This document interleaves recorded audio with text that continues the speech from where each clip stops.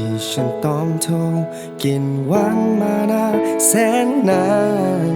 อยากจะมีคนรักที่คอยดูแล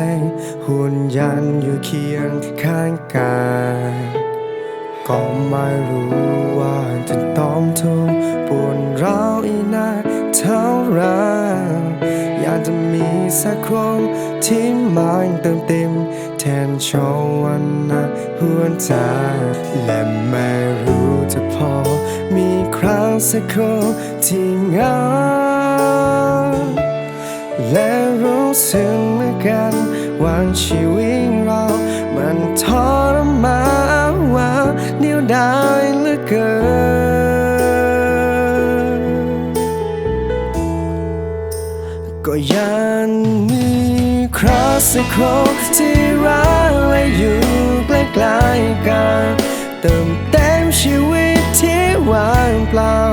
ที่มาสิ้นทางและทำให้เงาหน้าหายไปก็อยากคงร้องและคอยตามหาไม่รู้ว่าเมื่อไร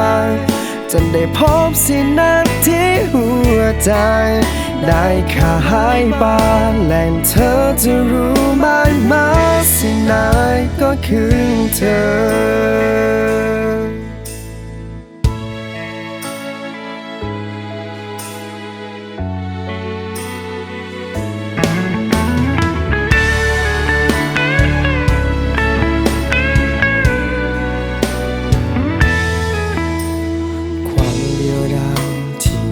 ต้องทน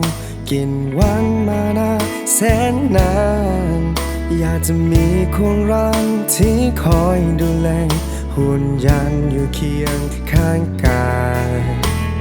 ก็ไม่รู้ว่าจะต้องทนปวดร้าวอีกนานเท่าไร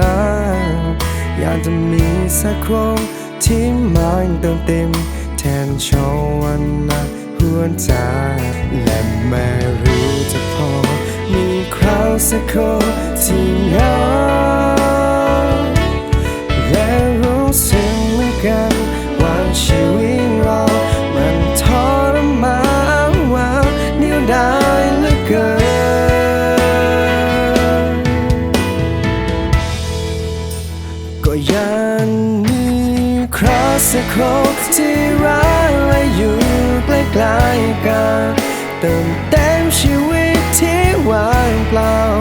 ที่มาสิ้นทางและทำให้เงาหน้าหายไปก็อยากคงร้องและคอยตามหาไม่รู้ว่าเมื่อไร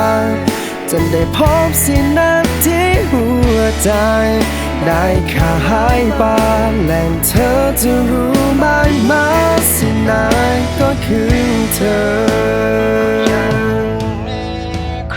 สักคนที่รักและอยู่ใกล้ๆกันเติมเต็มชีวิตที่ว่างเปล่าที่มาสิ้นทางและทำให้เงาหน้าหายไปก็อยากคงร้องและคอยตามหาไม่รู้ว่าเมื่อไรจะได้พบสิ่งนั้นที่หัวใจได้ค่าหายไป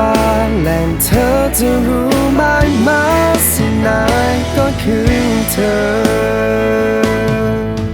และเธอจะรู้บ้างไหมสิ่งนั้นก็คือเธอ